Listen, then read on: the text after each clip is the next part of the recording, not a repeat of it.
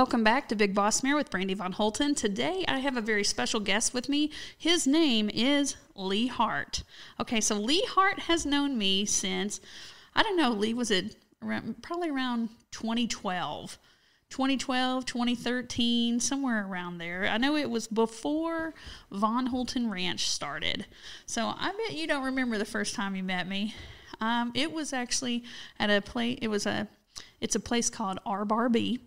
And I always thought everybody was saying O-U-R space B-A-R-B-I-E. So I was like, we're going to R Barbie. But it turns out it is R, the letter, and then a bar, and then B. Okay, so it's R Bar B. They are in Topeka, Kansas. And there was a horse competition there that I had fell into. It was a UHCA and EXCA event. Okay, so Lee, you don't remember, do you? Actually, I do, because I reached out to you and said, hey, I can help you. Yes, which I needed some help. Okay, so Lee Hart is the first person I ever took a horse lesson with, but Lee Hart is this amazing cowboy. I cannot wait to share this person with you, but the whole world's about to know who Lee Hart is. So a lot of my horse listeners already know who Lee Hart is, but the rest of the world is about to find out because he just got invited to the Road to the Horse Wild Card Challenge. So I'll explain that in just a little bit for the people that are tuning in and don't know what the heck that is, because it's a big deal in the horse world. Okay, so Lee, let's have people get to know you. So what year were you born in? 1972. 1972, okay. And then where were you born? I was born in Texas. All right, so like South Texas or? In the South Plains. South Plains, because I'm from Texas also. Okay. I was born in around Beaumont, Texas. Then my parents were around DeKalb, Texas before we came to Arkansas. But everybody always thinks I'm just from Arkansas. And now everybody around here, since we own a Century Farm, they think that this is my family, which is weird because it's my husband's last name. And I was like, we were not brother and sister. Oh, gosh. I'll have people, they'll be like, I'll ask them like, hey, where's that at? And they're like, oh, it's beside those guys, that family that used to own this carpet store 50 years ago. And I was like, I was so not here. This is not where I'm from. Okay. Yep. So where do you live now? I'm in Elizabethtown, Kentucky now. Okay. Moved there about 3 years ago. Yeah, amazing little place. My wife and I, we've been building a facility there. Okay. It's coming along slow. We're doing it as we can pay cash for it. I hate debt. Oh, yeah. So really working toward building a nice horse facility there. Okay. So did you marry a cowgirl? Absolutely. Married one of the best horsewomen in the world. Okay. So I remember at a horse competition, maybe a world championship, I think she actually had the fastest time in the pro division, didn't she? Yes. we had been competing against each other for years, and we'd become really good friends. We spent a lot of time standing at the gates watching our children ride and things like that. And, I was a single dad for a lot of the time, and my kids lived with me, and I had to get them raised. And I actually never really even thought that there was a chance that Laura and I'd end up together, but I think God had a different plan for sure. Well, Laura is an amazing horsewoman. She's also an amazing vocalist. Oh, she can rock it. She's amazing. Yeah. I've got to hear her sing the national anthem at the EXCA National Championship in, I think it was 2014 or 15. I got to hear that. And then she's actually got to sing the national anthem at Road to the Horse before. Yes, several different times there. And then she's one of the few Americans that have got to sing the national anthem at Calgary at the Stampede when we were all up there competing together. Okay, so explain the Calgary Stampede. The Calgary Stampede, for those of us that compete in obstacle competitions, it's like the grand show to help really promote our sport. It's the elite of the elite. It's invitation only. You're running at quite a bit of money, but comparatively to other rodeos and things like that, we just don't have the added money in it like we should. Okay, so how many people are invited to compete? 12. Is it men only? No, it's men and women. We're on an equal base, and then it's also sometimes they'll invite some of the real good young guns, the youth. Oh, okay. All right, so tell us Now, I have a list of accomplishments in front of me, okay? And the first one goes back to 1997, okay? 1997 is the year I graduated high school. And you know what? You know what Lee Hart was doing? Lee Hart was the WRCA World Champion Bronc Rider. Okay, so tell us about that time in your life. You know, at that time in my life, we were just getting a family started. Macy and Jayton were little kids, and actually, Jayton wasn't here yet. But Macy was on the way, I guess, as I remember it. And that was just a good time. The ranch bronc ridings and stuff have gotten a lot more intense over the years. As we started riding more and more, they started bringing ranker and ranker stock. Back then, they just brought a bunch of horses in that just weren't really good saddle bronc horses or really good bareback horses. They were kind of the trash horses, the eliminators. So you had to really kind of pay attention and stay on your toes to get them rode. Okay, so I'll tell you, Lee Hart is a different kind of clinician that comes to our ranch. Do you know, at our ranch, we hosted 1 year, because we've been open for 8 years now, I had 13 different professional clinicians come in, and Lee was one of 13 that year. But Lee has been at our place from the year that we opened in 2014 all the way till right now. And right now, this podcast, if you're listening to it and it's 2030, right now this podcast was being recorded in 2022. Okay, so Lee came every year. Something that Lee Hart can do is if a horse gets nasty with one of the riders, he'll say, "My turn." And you'll get on it, and you're not trying to make the horse buck. You're actually releasing the correct time with pressure, so then the animal is getting the correct cues, and you can work through some of those rougher times for the rider. A lot of clinicians are not going to crawl on somebody else's horse that they don't know, but Lee will. So, have you ever had that bite you in the butt, Lee Hart? Luckily not. You know, if I thought it was a severely dangerous situation, I would say, hey, we need to get this horse in training and let's get him fixed. Let's help him. The reason why I crawl on those is I want to see the riders be successful, but I also want to see the horse have a better life. Right. That's really important to me. I'm always thinking about how is the horse mentally doing.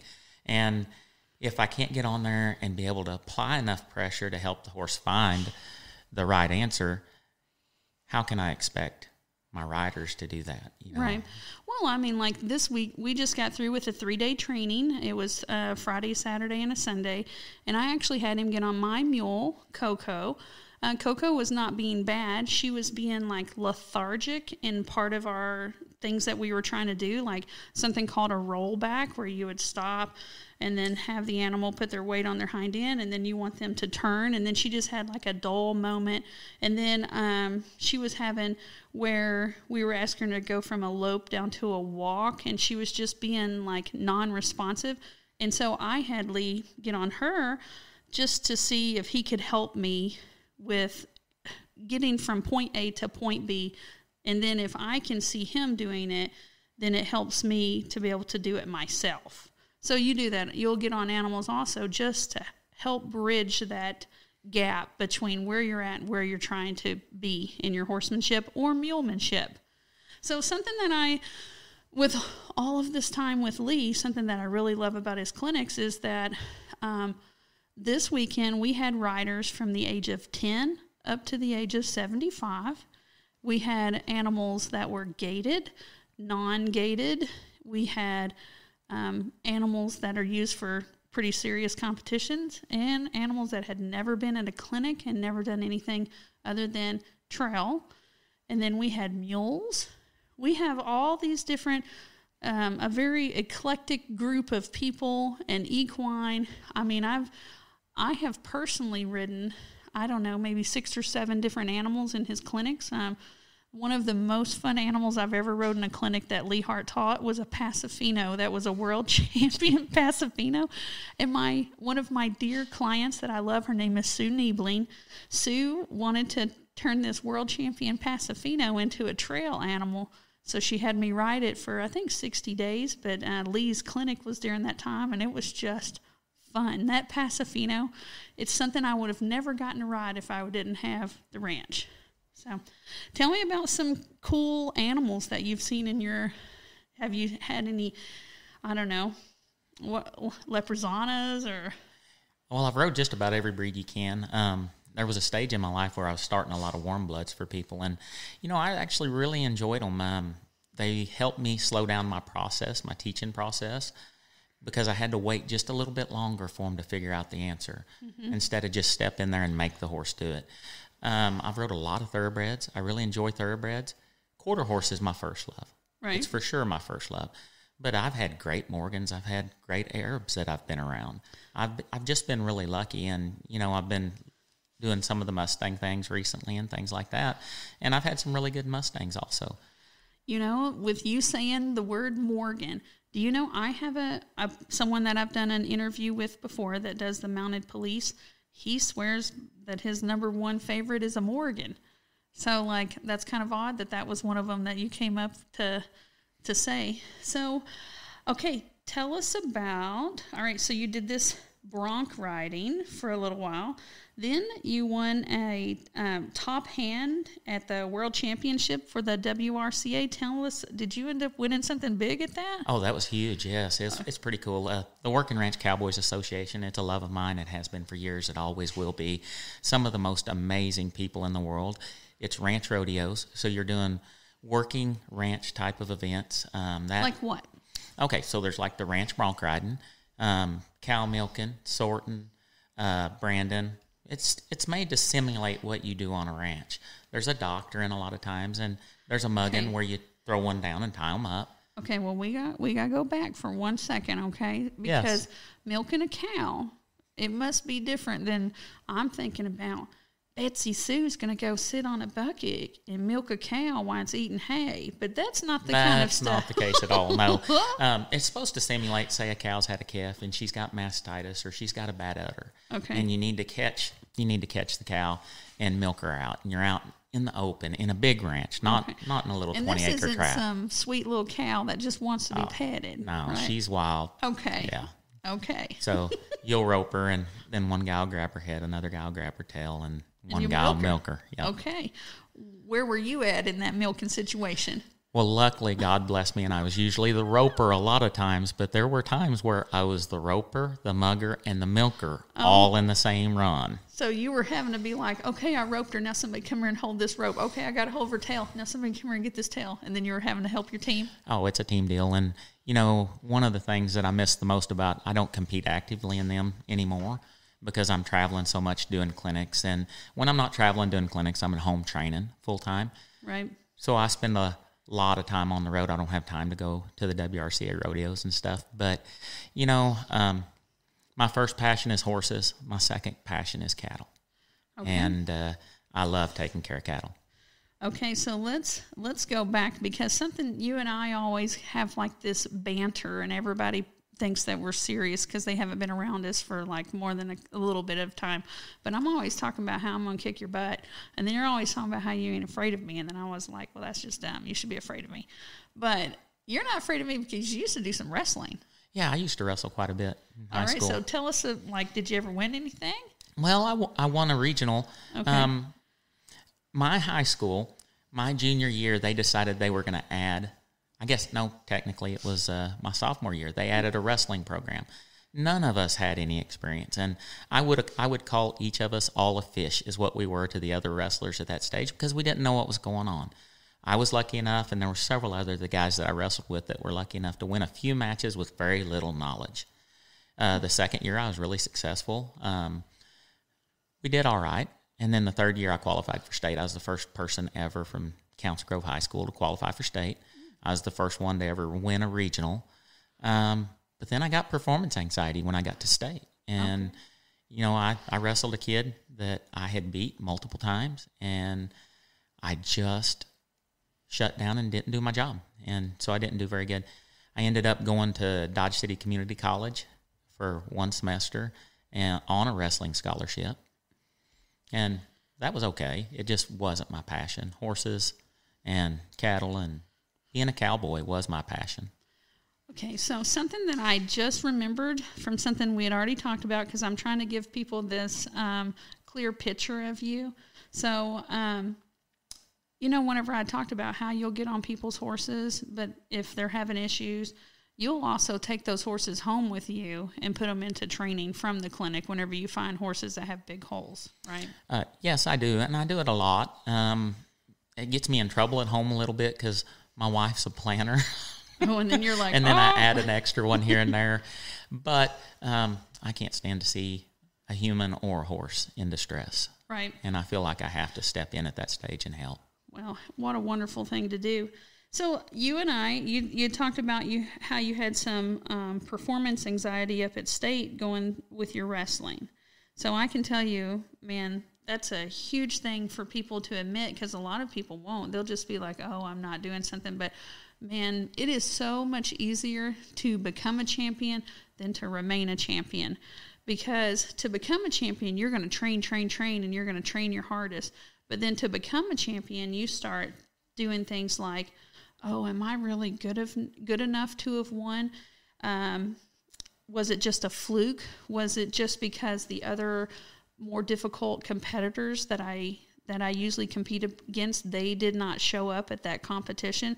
Am I worthy to be that?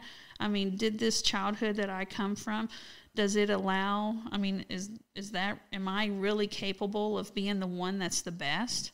So, like, performance anxiety is alive and well in every sport. It is something that a lot of people, you have to get your mind right so much. So tell us about some things that you have done throughout the years as you have aged. He hates being 50. Grandpa 50. Yep, that's me. Yeah. Boy, your grandbaby is beautiful, yes, by the way. She is. All right, Grandpa, what is your granddaughter's name?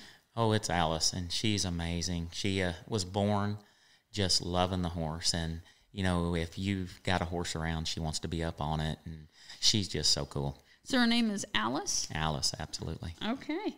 Well, what a beautiful name. I bet you are going to have so many grandbabies in your life. Well, I don't know. Jayton, he says he's pretty happy with one. I suspect there'll be one or two more eventually here. But I don't know. So do you find yourself spoiling your grandchildren more than you spoiled your kids? No, actually, I don't. And here's why, because I remember how many disagreements I'd seen over the years over grandparents having a different set of standards for the grandkids than they did the parents. Oh, okay. So I feel like it has to stay on a fair playing ground for them. Okay. All right. So tell us how you have evolved over the years with dealing with performance and competition anxiety. Okay. Well, first off, I had to believe I was good enough. Okay. That I could do it. So what made you believe you're good enough finally? I had to start really, I had to get a little bit of structure in my life. And I had to start really visualizing things happen. And I had to visualize them repeatedly to believe that they could come true, so they would come true. Okay. All right. So what is something that you do now that helps you to visualize that? What is something in your actual day that you do? Well, I know right now if I'll go work out, go jog a little bit and stuff, I'm so much more mentally clear. And then when I'm on the horses that I'm preparing to show and stuff, I'm always, all right, how can I step it up to the level that I'm going to ask this horse to perform? And then when the horse gives it to me, at home, I can give them this huge, massive release. Like I may come up there and hit a stop that I've been wanting for weeks, and I finally get that one, and I'll just step off and I'll loosen my cinch, and I'll be able to reward it in a stage that it just completely brings more and more confidence in the animal. Okay, so you just do, it's a lot of, you like see a movie in your head, and whenever you see things happen in your life the way that you want them to happen in your competition, you make like you drop a pin basically on like a Google map. You're like, that's what I want in my competition. And you do like a huge reward for your horses. Absolutely. And then for yourself, you're saying that working out is helping you feel like you're more athletic and everything to be able to handle the competitions that you put yourself the things that are into. coming up, for sure. I need to focus on the opportunities that are ahead of me and prepare for them. Preparation is the key to anything. If you're not prepared and you're just kind of flying by the seat of your pants and then you get mediocre results, you shouldn't be surprised by mediocre results when you haven't put the effort out in front of them. Right. with you being a wrestler and you were on a team, and I did martial arts for forever, man, it is really hard for me to, I do not like myself on team sports because I'm used to disciplining myself and training towards something. And then to have somebody where you're pulling their weight, I cannot stand that. But in these circumstances, you have two things to worry about. You've got yourself to prepare, and you have your horse to prepare.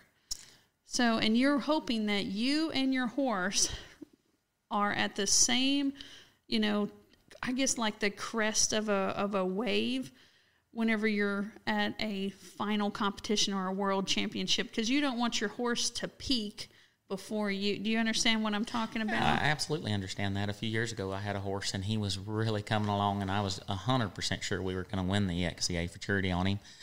And 2 weeks in front of it, he is the most amazing horse I'd ever been on.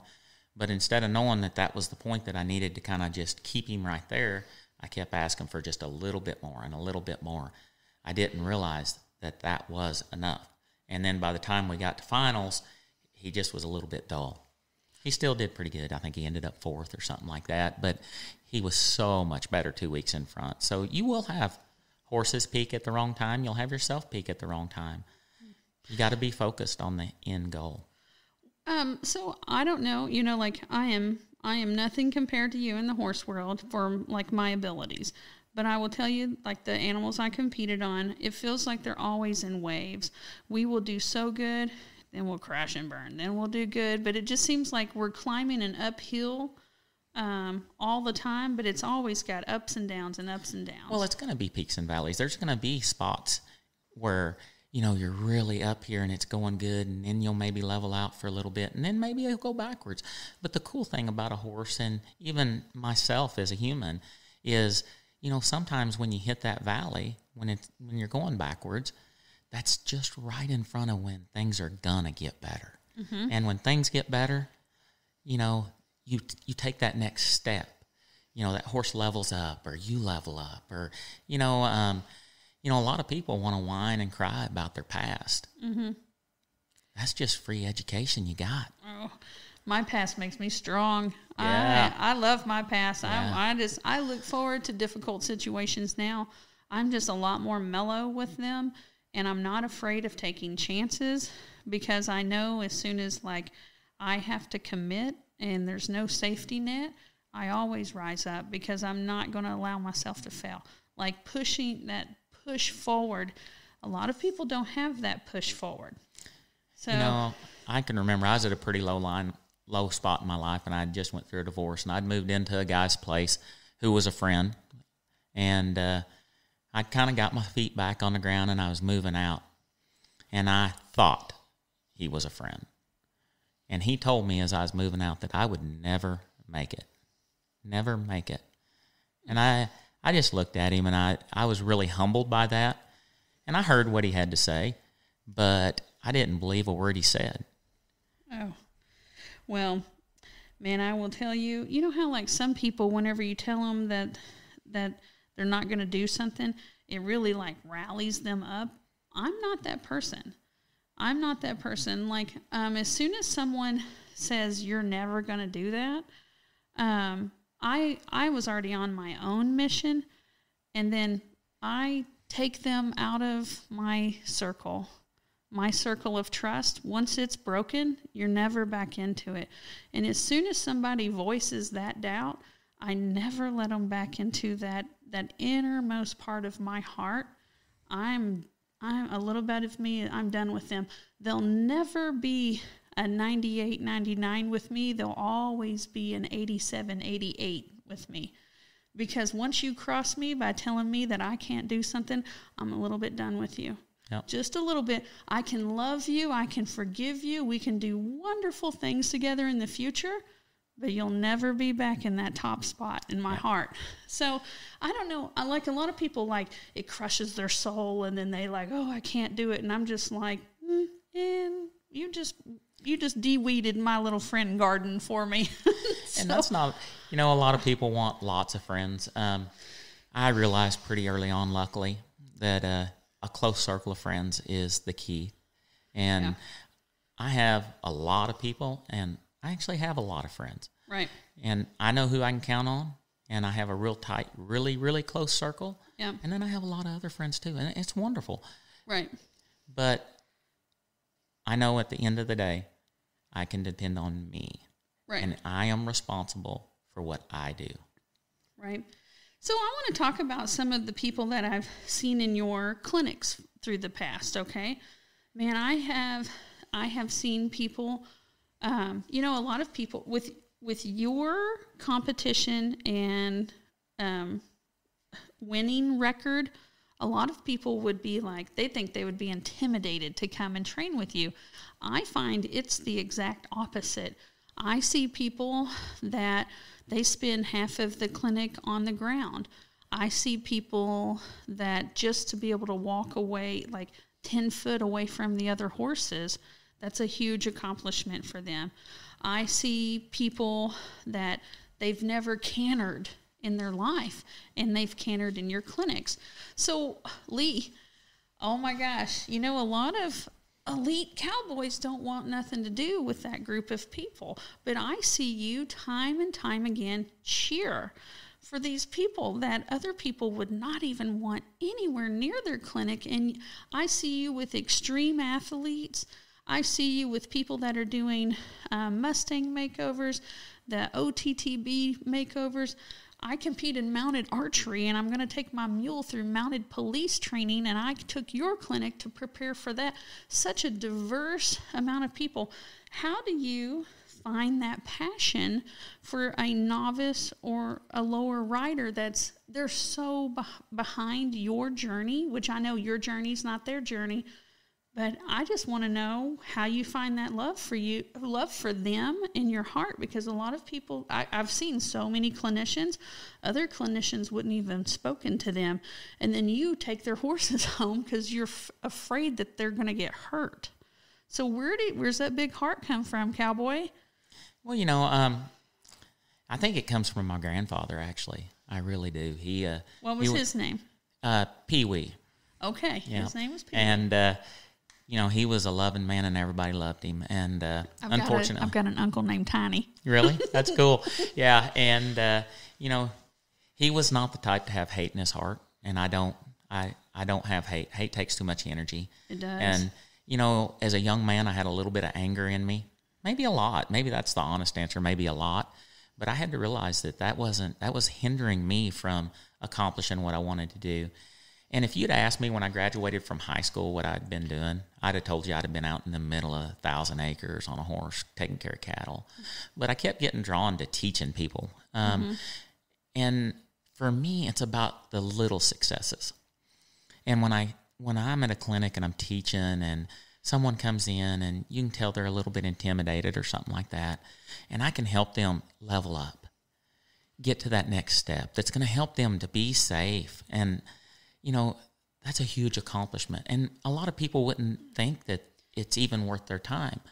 But to see someone lope for the first time, I think, as I think about first times, I think back to when my kids were little. Mm-hmm. And I can remember them first steps. And, that amazing feeling that you get when you see a child take a first step. Yeah. For me, it's the same as the people in my clinics are taking those steps. Okay. Well, I know I have taken a whole bunch of first steps with you. You have seen me cry. You've seen me get so frustrated that I had dirty words come out of my mouth. You've seen me be so nervous that I've thrown up. I've thrown off the side of my horse onto my boot before. I don't think you've seen me hit the dirt one time. And I was just too forward over my mule, and he couldn't pick them front legs up, and it somersaulted me. Anyways, I came up and said, beep, beep, got dirt in my gum. Yeah, y'all can fill out them beep beeps with whatever you want to. But I don't think you've ever seen me hit the ground other than that one time. No, just the one time. Yeah, and it wasn't a buck or nothing. It was just I was too forward. You just got a little off balance, got forward, and came off. I've realized over the years, like all those little things, as these riders at the clinics are focused in on the negative things, I have to keep pointing out the positive things so I can actually change their mental thought process about how it's going to go. Because, for the horse, where they feel energy so well. And, I think they process negative energy and positive energy is what they process. So if a rider's sitting up there and they're very anxious, if I can talk to them and get them to relax a little bit and kind of change that energy in their body, all at once I can change that relationship for them and their horse. And it's cool to see. Something that you have said a lot these last 3 days. So you've said it probably, 50, 60 times, if not more. Confidence circles. So this is something that you help put into our toolbox of things to do with our horses. So why don't you explain a confidence circle? All right. Well, a confidence circle is where you shorten your inside rein and inside leg, and you actually drive your horse around that inside leg. A lot of people would call it a serpentine. There's a lot of different names for it. My term is the confidence circle. And the reason why is I found over the years that people are a whole lot more confident if they can control a situation. And when a horse gets in an anxious moment, he needs to be redirected. He needs a change of direction so you can change the mind. So with that confidence circle, I'm able to get the rider to draw that horse into that circle, get control of the situation, and soften the horse. Because if I can soften the horse's body, I can soften the horse's mind. Okay. All right. So let's go back to this list of accomplishments. After WRCA, which is, what is WRCA? Working Ranch Cowboys Association. Okay. Then after that, I see a ton of EXCA. What does EXCA stand for? Extreme Cowboy Race Association. Okay. So in this right here, explain cowboy racing in general and talk to us about your first race. Okay. My first race, we'll just start there if that's all right. Yeah. My first race, I was working out on the ranches at that time, and I rode a lot of really good geldings, and I was selling a lot of higher-end horses at that time. Mm-hmm. And I had a customer come to me and say, hey, if you'll bring that horse to Saddle and Sirloin and compete off of it at Craig Cameron's Extreme Cowboy Race, and it does well, I will buy the horse. And you were like, game on. And I was like, done. So, cool story about that. I had no clue what I'd signed up for. Oh, yeah. No, I didn't know at all. I get there. We go through this big walkthrough, and it's a big outdoor course with a lot of natural obstacles. I've competed at Saddle and Sirloin. It does get big. It's pretty cool. Yep. The second obstacle was the railroad tie jumps, and they were solid. And the class I was in at that time, you had to go over the 3-foot jump. The problem is I had all these years being a cowboy taught my horses not to jump anything. They had better drag their belly over whatever they went over, and they'd better stay flat and level when they do it. I did not want a jumping horse. I am not a jumping trainer. That's what you thought. That's what I thought. So we get through this walkthrough, and I'm going through a little bit of a panic moment because I don't know how to jump. And I really don't know how to jump in a Western saddle. I had rode English a little bit, but I don't know how to jump in a Western saddle. So I grab a guy that I knew was a fox hunter, and I said, hey, Jim Chalfont, great man. Mm-hmm. Yep. I said, I need a jumping lesson. So he took me down to a little indoor down there at Saddle and Sirloin, and he set up some little bitty old jumps, and he taught me, and we run that horse through. Is this at the competition? At the competition. Okay, at the competition, you're like, okay. And, I went back and seen that jump years after, and it doesn't seem as intimidating as it did. But in my mind, what I seen, it was 6 foot tall, and it had a 40-foot drop-off going away. Now, it was 3 foot tall. It was solid railroad tie jump, and it did drop away quite a bit. Yeah. And I remember whatever we had to do up top was not that big deal. I did it, and our second obstacle was to come jump at, and I just run him off. I mean, I just put as much leg on him as I could, and I run him. And there was a road down below this jump, and we sailed over this jump, and we landed on the other side of the road, which was about 30 feet. I mean, that's how far the road it was dropping off. And I was never so relieved to get to the ground again in my life. Oh, my God. How did you place? I actually ended up, I think, second at that race. Okay. Yeah. And that was in the pro division? Yep. Yeah. Okay, and then you fell in love with it after you got scared to death? Well, what I fell in love with is I seen the consistency that obstacles could bring for a horse. Right. You know, if you can start with a confident horse, so through obstacles, you can introduce it the same way. They see it the same way. It's not like you're coming to a creek crossing. You cross it, then you turn around, and everybody always thinks that the horse sees that creek crossing as water, and it's exactly the same thing, but he doesn't. Mm-hmm. You know, so it's hard to build confidence when you're outside and you're not coming at it from the same perspective. But what was really cool is, you know, this new obstacle world, all these young horses, I was riding through these obstacles and I was getting them confident, and then I'd take them and put them on cattle, and they were just eating it up. Right. And they weren't kicking to that reactive side of their brain. When I'd go to the cattle, they were staying with me, you know, and they wasn't getting too hot because I'd already built a really cool, young, confident horse. Man, we had a few years ago, one of the associations that we hosted for was ETS. ETS kind of replaced ACTHA, the American Competitive Trail Horse Association. We had a ton of people that were ropers that were coming and doing these obstacle competitions, because then their horses were doing so much better at their roping events because they were just calmer. And I don't know, it seemed like an odd pairing to me, but we had a ton of ropers. They would do so good when there was a roping obstacle because they're like, we got this. So that's what you were finding, is that your obstacle horses were doing better in their cattle events? Absolutely. You know, I actually think that horses were the first CrossFit athletes. You know how important CrossFit training is? Mm-hmm. Yep.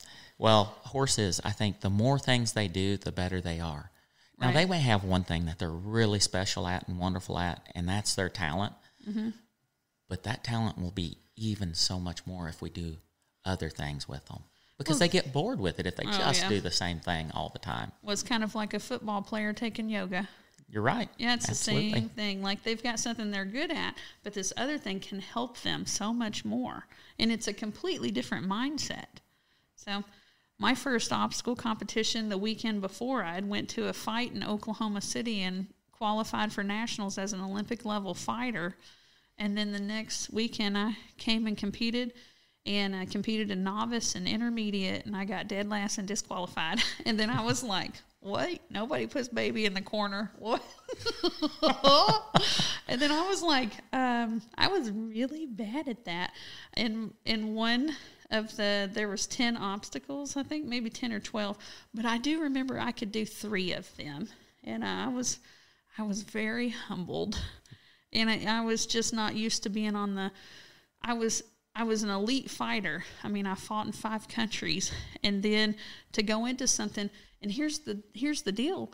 I'm the best horsewoman in my family. I'm the best cowgirl in my immediate family. And then for me to go and then realize how horrible I was. It was humbling, and then it was game on. And then by the next year, I'd won a buckle, and I'd started training with you. And there's where you met me, was not at that competition, but like at the next one. And I needed help because I was just the 10 obstacles that was at that competition. I would go home and I would try to work on those 10 obstacles. Well, then the next competition, it would be 10 more, and then I'm like, son of a gun. Gosh dang it, now I got 20 things to challenge. So, like, until I realized that it didn't really matter what the obstacle was, it was more about compliance and the relationship with the horse and I. But for the first, year, it was just me trying to recreate the obstacles that I seen at the competitions, because that's where I was. So, anyways. Well, the obstacle competitions have really evolved over the years. At first, if you had a water box and a curtain set up, they were the deal breakers. And nowadays, most of the obstacles, there's not any deal breakers left. I've realized over the years I like man-made obstacles the best, something that looks like it came from nature. Mm-hmm. I'm not really a big foo-foo guy. There's a lot to benefit from some tarps and things like that, and I use them some.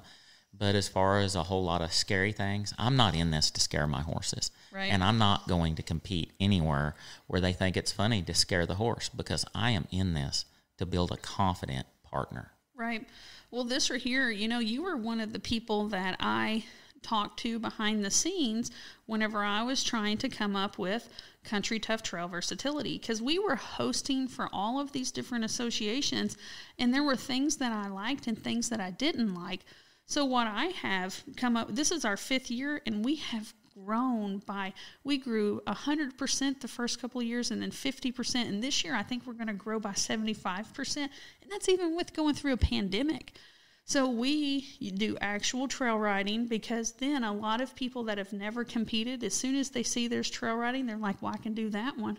But they don't realize it's like backing around a tree, or there's like proper ways to do it. So, but they come in and they'll compete, and some of them do okay. Then I have an arena ranch horsemanship pattern, because then it's working on transitions, and there's so many people that will come and do Country Tough Trail Versatility because they're used to doing arena work. Well, they'll come because of the arena part. Then we have the obstacles, and we have a natural obstacle.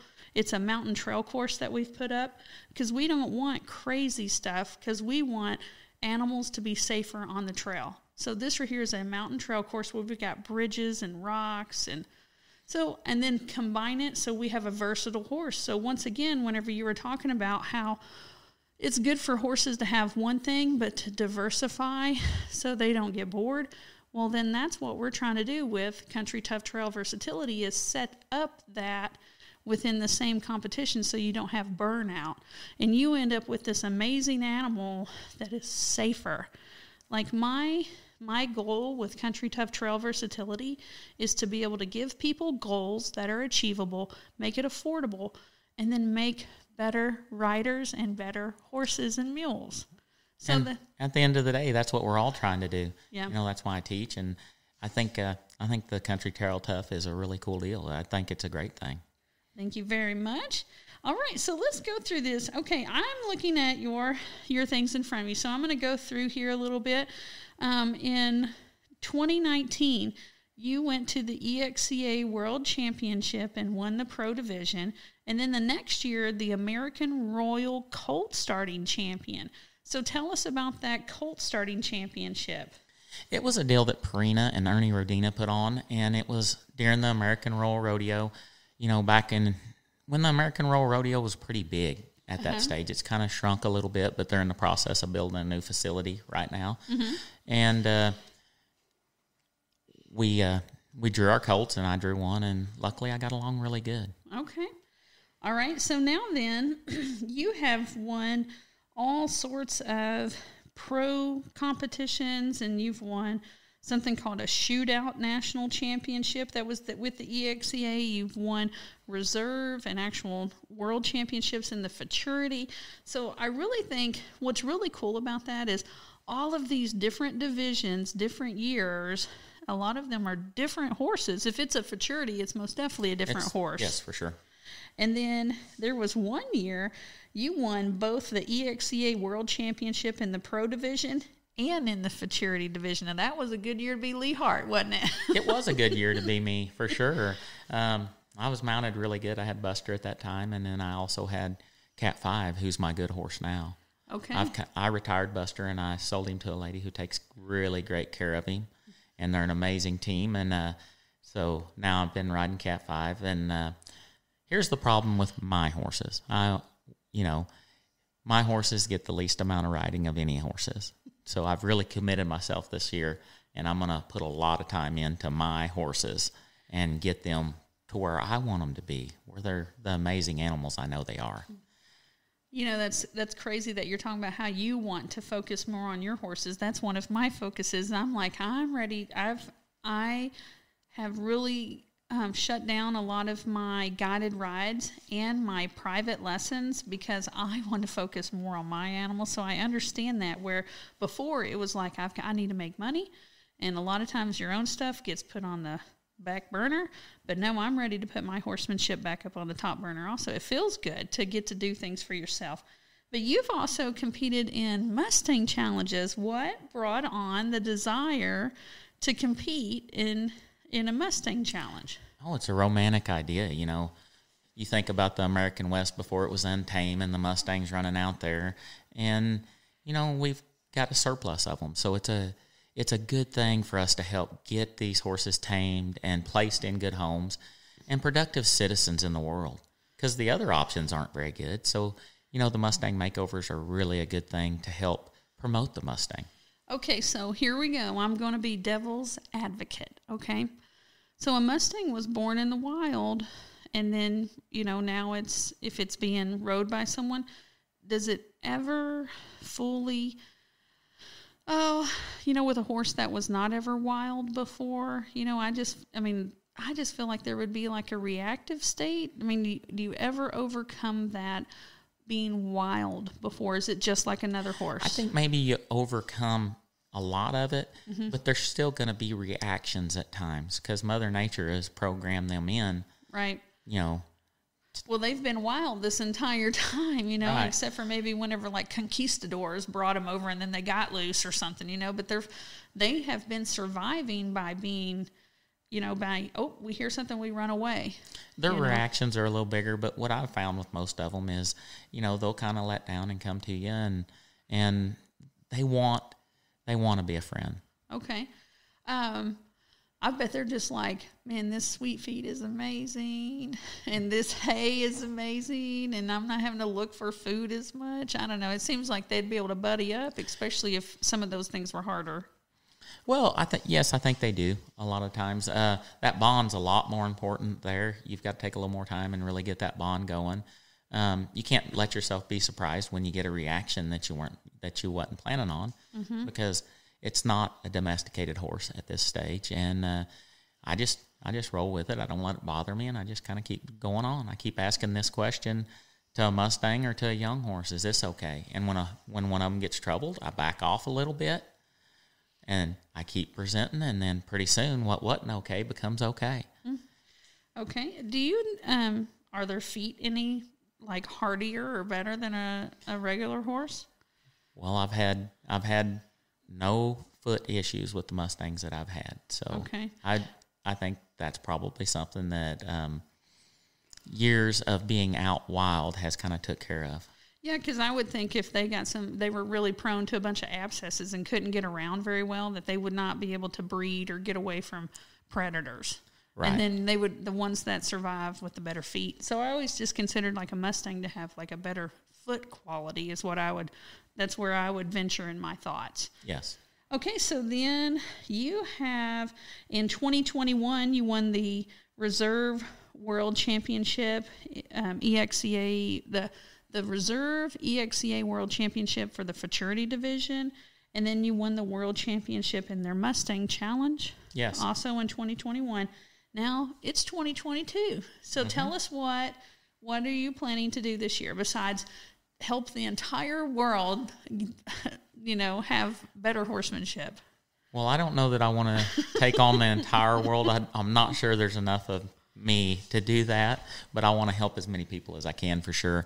This year I've tried to stay home a little bit more. My clinic schedule was a little lighter, so I could focus more on starting more new colts and stuff. I spent years and I'd start over 100 head of colts a year. I think there were 7 or 8 years we did that. Wow. And now I've been traveling and clinicking, and I probably start 40 a lot of years. Okay. So I want to try and get a little bit over the 40 number for sure. Okay. Competition-wise, are you going to compete in the EXCA World Championship with or without a Mustang? Well, I have a new Mustang. We're in the process. I think we've got 15 rides on him. His name's Spider. He's out of Chloride Canyon. He's another gray one. I'm a little partial to a gray one. And he's probably the smartest and most athletic one I've ever had. Okay. He's got a lot of talent. So are you also going to compete in the pro division other than the Mustang Challenge? Yes, I'm going to compete in the pro division, and then I have a futurity horse. Okay, or so two. Okay, so 1 or 2 futurity horses, the Mustang competition, and the pro division. Yes. Okay, so whenever you go to compete, right? Yes, we go to compete, and that World Finals week's pretty insane. I do a World Prep clinic in front of it. It's been full continuously for 5 or 6 years. We got to move it this year. It's at Glen Rose. We're in there Friday, Saturday, Sunday. Texas. In Texas, yeah, at the EXCA World Finals. And then I actually get up every morning with all of my riders, and I ride with them at 5 o'clock in the morning. Okay. And we do an hour session in the morning and I had some people whining and crying that first year saying, well, it's just too early. I just don't think I can make it. And all I'd say to them, well, I guess you're just not focused enough to have a schedule to be wanting to try for a world championship. Oh, yeah. And now there's people just trying to knock each other over to get into those morning sessions and things. We don't do a whole lot. We touch on what they're going to do that day, and we kind of crisp some things up. But most importantly, we get them mentally right. And it's insane. I judge a lot of EXCA shows, but at World Finals I can't because of the clinics and everything I've done all year. Right. I just have too many customers in Right. there. And I take it on my back personally. Like, I try to watch all of my customers ride. You know, I try to go to the Olympics as a fighter. Did that, but whenever I would go to a large competition, I would always, I don't know if you do this with your competitors, but it's the first thing that came to my mind. I would always have like a very intense warm up, and then just keep moving a little bit, and then like a lighter warm up. But that first intense one, boy, I would blow my lungs out just because I was trying to get nice and warmed up, get everything I wanted. And then I had like an entire pattern that I would do, like of warm up and stretches. But mine was different because I'm kicking and stuff like that. I know you've got the horse is the athlete and the person's the athlete. Is that what you're finding, is like you've got like a schedule where you do like a double warm up, like you have a more intense one, or you're just thinking? How does that work out? You know, my thought process on warming a horse up is different than some. I'm not one of the guys that goes out and lopes for 3 hours. Yeah, no. I ride the mental side of the horse, not the physical side. I don't have enough time to wear a horse down, so I really focus on getting that horse with me. I think that's the most important question that anybody could ever ask as they're sitting on their horse's back or as they're working their horse on the ground. Just keep checking in with that horse and saying, are you with me? Are you with me? And it's important. Are they following your energy that you're putting out? Are they overachieving and they're doing more? And if they're overachieving, doing more, they need redirected. They need to come back and match your energy. Right. You don't need to rise to their energy. They need to mimic you because you're the leader. Right. Okay, so 2022 has EXCA in a couple of different divisions. You've got competitors that you've worked with that are going to be competing. Well, then EXCA Worlds, that right there is in November. Yes. You have something that's in September that has been a little gleam in your eye for a long, long time, and it's finally getting to begin. Yes, okay, it's so bucket list for sure for me. Bucket list. So this is called Road to the Horse. You're in the Road to the Horse Wild Card Challenge. Yes. Okay, so explain, because that is September 23rd through the 25th. It is in Fort Worth, Texas, in the Stockyards. But explain how many people and exactly what you're doing. All right, so there's going to be 6 of us competitors.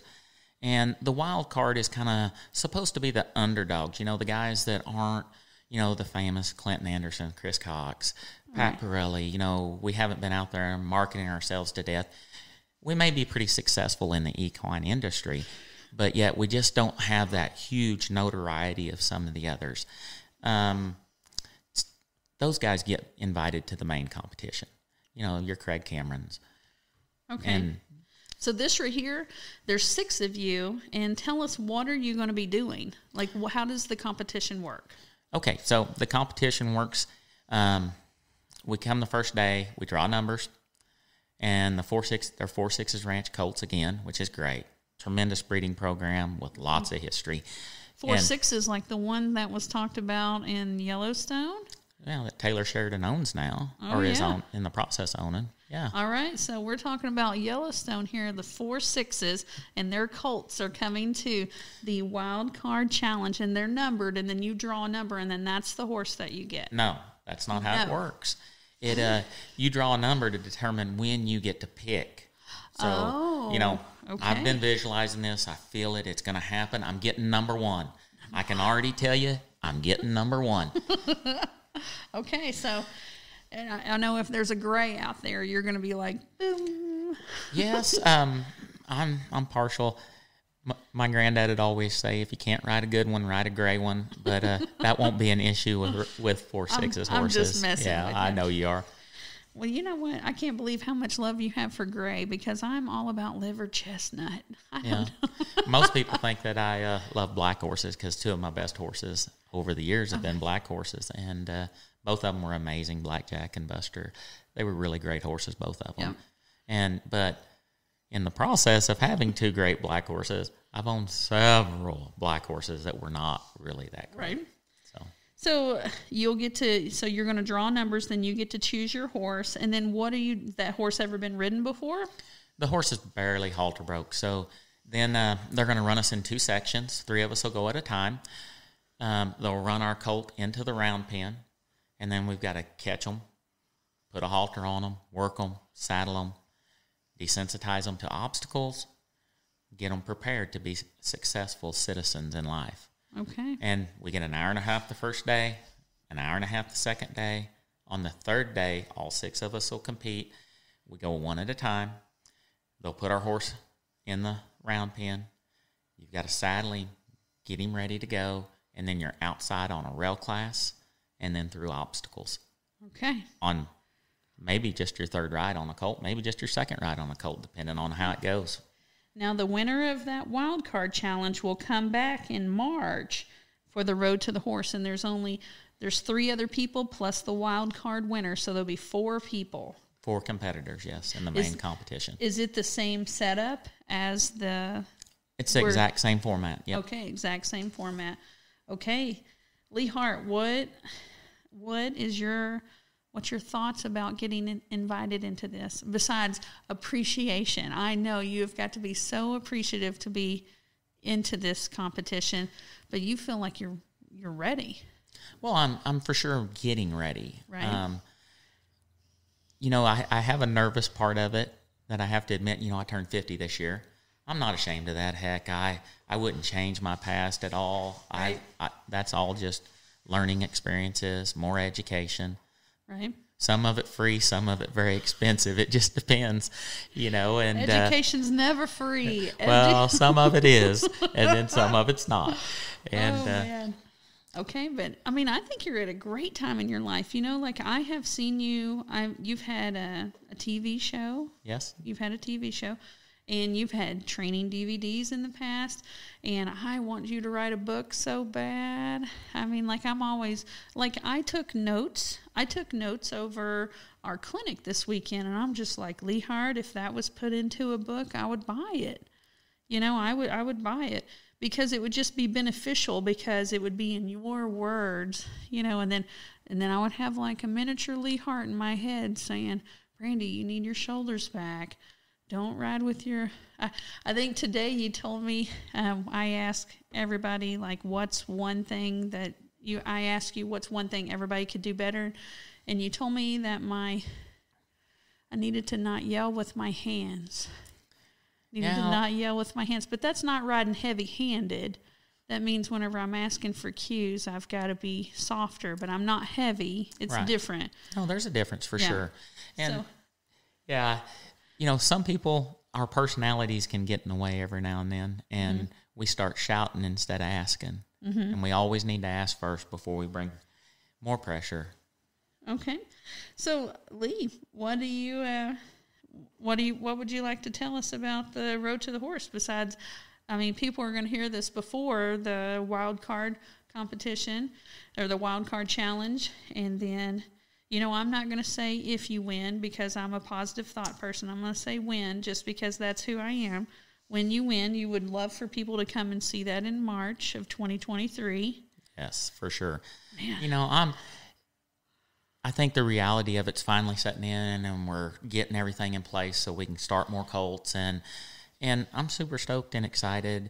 I think for me, the one thing that excites me the most is it's in Fort Worth, and it's down in the stockyards, and as a little boy, you'd walk by that arena and you'd think, I'm going to be there one day. And I've been lucky enough to compete in there once, but for it to be a bucket list thing, and I'm going to be in Fort Worth, and, it looks like I'm going to get quite a bit of my family there, and, just the outpouring from people who have been at clinics and friends and, customers, and even just some random people that that maybe they remember me, but I don't remember them. Just the messages and stuff, Right. have been really encouraging. I'm super stoked. I'm not going to go disappoint anybody. I'm going to go do the best that I can. I'm really excited about it. I know you can tell I'm excited about it because I've said it like 10 times since we've been talking about it right here. But most importantly, I want to make sure that I do right by the horse. Right. Yeah. Well, and I know, man, if you could be the person that you are in the clinics, then I just don't see anybody being better than you. I mean, I know I'm not trying to sound cocky for you or nothing like that, but I have seen a ton of clinicians. I have a file on every clinician that's ever been here. There's a list of some that'll never be asked back, and then there's a very small list that has Lee Hart on it only that I have invited every year multiple times. That I keep, you should see your file. It is like the encyclopedia. I keep all sorts of stuff of who's attended and all sorts of things just because, man, you evolve. Every clinic that you teach at, like you would think that I am Lee Harted out. But I'm over here, I am so excited about every time I get to train with you because you are constantly just tweaking and evolving. And, boy, I know there was a huge change in you about 3 or 4 years ago. It was a big change. You changed the way that you did groundwork. You changed a lot of things. And I'm just like, wow. And I've talked to people. Sometimes I'll talk to people that trained with you a long time ago. And I was like, oh, you're missing the boat. They're like, oh, I trained with Lee before. And I was like, no, you haven't. Every one of them is just a little bit different because you are you're a lifelong learner. A lot of people get stale. I see clinicians get stale. I see clinicians get so rude whenever they get a bigger name. I'm going to say it, they're mean. Okay, they're mean. And they don't take the time to value some of these novice and beginner people. And by God, you embrace them. So. I remember when I was a young man and I was really hunting knowledge. And it was still back when the horse trainers and the cowboys, they were old school and they'd tell you to do something. And I was always well, why am I doing this? Mm-hmm. Well, you remember when we were kids and you'd ask the word why? What came next? Usually a spanking or do it because I told you to. Oh, yeah. And then I was even worse because I'd say, all right, why am I doing this? What does it do? Where does it apply? When do I use it? And I just couldn't get educated. I couldn't. They'd tell me to do it, so I'd just go ahead and do it. And then I'd get some positive results, but they couldn't tell me the answers to those questions. And it frustrated me. But after teaching for years, I realized they were just doing exactly what they were teaching me to do. Oh. A lot of them didn't realize. Oh, you know what's coming to my mind, just like right in the front of it? The whole dang 1 wrinkle, 2 wrinkle with your bit. Yeah. And it's just, and everybody tells you, your horse, you got to have 1 or 2 wrinkles. No, it doesn't. It doesn't have to have a wrinkle at all. And then when you ask people, why do you do that? And I'm just, and now I don't put a wrinkle in because I want my animal to hold it. I've got a mule named Jojo. I wait for him to release it out of his mouth. It has taken me 1.5 minutes before waiting on him because he's holding the bit himself instead of me already putting it in his mouth and already applying pressure to his mouth, So that's one of the things where people could never explain it to me, but then everybody did it because that's what they were told. Yes. And I'm not one of those clinicians that say, this is my way, this is the only way. I'm here to help better each rider. And if they can use a little bit of what I do and it changes how they're getting along, well, then great. But if I teach them something that they shouldn't do, that's okay too, because I've learned just as much over the years of what not to do that was way more educational than what to do. Well, and so here we go. I am one student of Lee Hart's, right? But then think about the impact that I have made. Tomorrow, today is a Sunday, and I have a horse camp tomorrow, and I have 4 assistants coming in. I have 20 kids. I have people that are showing up now. I have 20 kids, and it's an exploratory horse camp. And then the next day I have a progressive one where we actually do like a little bit more difficult horsemanship. Think about those 20 kids, the things that are coming out of my mouth. A whole bunch of them came from you, and then me absorbing them with all of my past to be able to think about. I don't know if you consider how deep of a ripple that you make with each student, because I'm just one student, and I have been successful on a whole bunch of different animals and a whole bunch of different associations, and I'm not even a cowboy. I am a chubby 42-year-old cowgirl that likes mounted archery and kind of doesn't care what I ride as long as it's not nasty. But you've seen me struggle with every one of them and have to overcome something with every animal I own. And I am one student, and the amount of people that I help in the equine industry with, like now I have an association that I teach clinics. Every clinic between now and October that I'm teaching is full. Yeah. And I'm one student, Lee Hart. I don't know if you realize like how deep the waves of the rippling goes from your instruction. I mean, it's helping the horse industry. I don't know if people understand that. The problem is whenever there's people like myself, me and a student, and I'm also a teacher, is whenever you get bad instruction and people don't know it. They get people hurt, they get people doing things, but you're not like that. You are always trying to grow and change, and whenever there's something that you were doing that you're like, I used to do it this way, and I do it this way, and here's why. I love that growth. Well, I'm a why guy, so if I choose to evolve, and I'm always hunting more and more knowledge and trying to improve my skills and improve myself, and I want to be a better teacher for the people. That way, when they come, they have a great experience, and they're just happy with the overall experience. All right, so if you're wanting to look Lee Hart up, okay, and read everything about, you have Cowboy Logic. That right there is like your philosophy, basically. Yes. Okay, and then you have a website. It is leehart-training.com. So it's about the dash is after Lee Hart, because you know what? Whenever you're dead and gone, on your tombstone, you're going to have the year you were born, and the year you die. And you know what matters is that little dash in between. Mm-hmm. So that dash is so important that Lee Hart put it into his website. It is leehart-training.com. Now, he's got Hart Training, and it's not H-E-A-R-T. Okay, no, this is the last name version. It doesn't have no E in there. It's just H-A-R-T. And he has Hart Training, which is on Facebook, and it's also on Instagram. And then if they wanted to email you, it's leehart.training@yahoo.com. He's in Elizabethtown, Kentucky, and man, he's got clinics, he's got competitions, he's judging, you're competing. So anything else you would like to add, Lee? Well, if they're curious about clinics that are coming up, it's on the website. It's also on my Facebook page and my Instagram page, so they can check out those. Luckily, this year we're pretty full. Yep. But I think there are a few of the clinics that still have a few openings here and there, but for this year, I don't think we'll probably add very many more.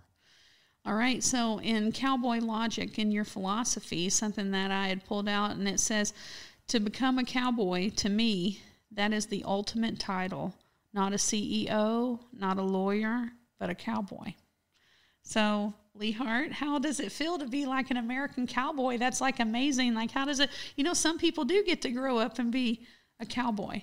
Well, in a lot of, unfortunately, the word cowboy has kind of a negative connotation from a lot of people. They think that means getting on a horse and roughing them up and stuff like that. But a true cowboy, he's about his country. He's about God. He's about the spirit of the horse. And he's a caretaker. He's a steward of livestock. And there are bad elements to everything in the world. But I'm guaranteeing you want somebody you can count on, you find a true cowboy. All right, so that's it for Big Boss Mare with Brandy Von Holton and today's guest, Lee Hart.